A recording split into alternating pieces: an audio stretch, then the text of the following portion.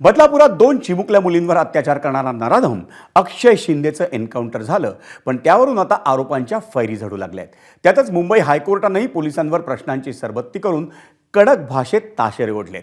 त्यावेळी अक्षय शिंदेच्या वडिलांचे वकील आणि सरकारी वकिलांनी जोरदार युक्तिवाद केला. पाहूयात नेमकं काय झालं स्पेशल रिपोर्टमधून. बदलापूर अत्याचार प्रकरणातील प्रमुख आरोपी अक्षय शिंदेचा 3 गोळ्या झाडून एन्काउंटर करण्यात आला.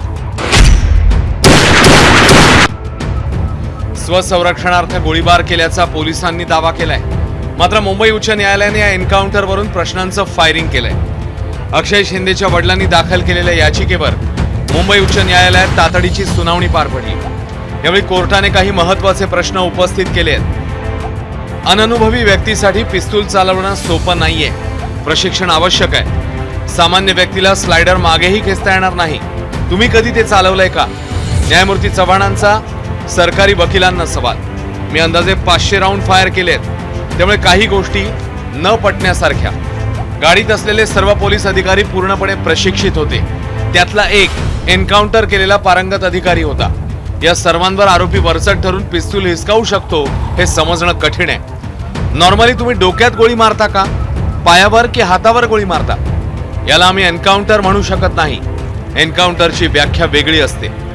4 पोलीस असूनही आरोपीला कंट्रोल करू शकले नाहीत. आरोपीला नियंत्रणात आणायला हवं होतं. माझा प्रश्न सरकारला आहे, जर तुम्ही त्या मयत इस्माचा, तो आता हयात नाहीये, त्याची बाजू सांगण्यासाठी जे जिवंत पोलीस अधिकारी ज्यांनी गोळी डोक्यात घातली त्यांचं ऐकून तुम्ही त्या मयत इस्माच्या विरोधात 307चा गुन्हा दाखल केला, त्या पीडित व्यक्तीच्या वडिलांची तक्रार खरी आहे की खोटी आहे हा तपासाचा भाग आहे. तुम्ही त्यांची तक्रार दाखल न करता त्यांचा जो मूलभूत हक्क आहे न्यायासमोर समानतेचा अधिकार, तो समानतेचा अधिकार तुम्ही का हिरावून घेतला?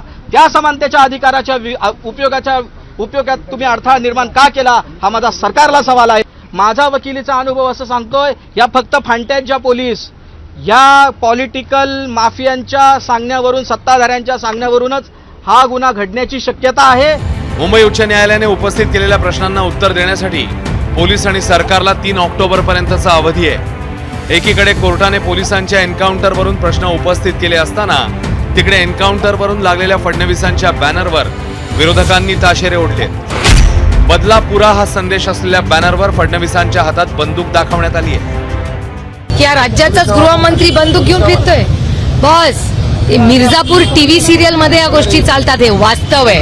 हा छत्रपतींचा, शाहू फुले आंबेडकरांचा महाराष्ट्र आहे आणि हा देश, हा राज्य बंदुकीनी नाही चालणार. हे देश संविधानाने चालणार. देवेंद्रजींनी बंदूक तिथून दाखवावी, आम्ही इथून संविधान दाखवू.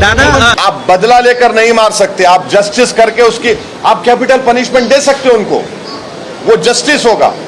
तो ये पोस्टर लगाने का मतलब ये है कि बीजेपी इस पर अपनी रोटी सेक रही है और उसको बदला कह रही है. हम जस्टिस के मुतालबा कर रहे हैं. अक्षय शिंदेचा एन्काउंटर वादाच्या फेऱ्यात सापडलाय. विरोधकांना उत्तर देताना राज ठाकरेंच्या पत्नी शर्मिला यांनी हैदराबाद एन्काउंटरचा दाखला दिलाय. त्यांनी आज एन्काउंटर करणाऱ्या पोलिसांची भेट घेऊन अभिनंदन केलं. मूर्खपण आहे. मी तुम्हाला सगळ्यांना आठवत असेल, 4 बलात्कारांना हैदराबाद पोलिसांनी ग्राउंडवरती एन्काउंटर केलं होतं.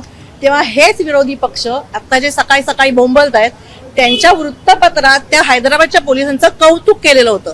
मग हैदराबादच्या पोलिसांना वेगळा न्याय आणि महाराष्ट्रातल्या पोलिसांना वेगळा न्याय असा कसा असू शकतो? जर त्यांनी एन्काउंटर केलं, त्यांची कौतुक केलं पाहिजे, तर ह्यांनी एन्काउंटर केलं असेल तर ह्यांचंही कौतुकच केलं पाहिजे. शेवटी तो काय संत नव्हता ना, तो बलात्कारी होता. मुलींनी त्याला ओळखलंय, मुलींनी पुरावे दिलेले आहेत. हायकोर्टाने उपस्थित केलेले सवाल, पॉलिटिकल बॅनरबाजीवरून सुरू झालेलं राजकारण, एन्काउंटर बरोबर की चूक, कायदेशीर की कायद्याच्या चौकटी बाहेरचं, यावरून सर्वसामान्य जनतेतली मतमतांतरं अशा संभ्रमाच्या फैरी सध्या जडतायत. त्या थांबवण्यासाठी या प्रकरणाची निष्पक्ष चौकशी होणं गरजेचं आहे. ब्युरो रिपोर्ट, एबीपी माझा. एबीपी माझा, उघडा डोळे बघा नीट.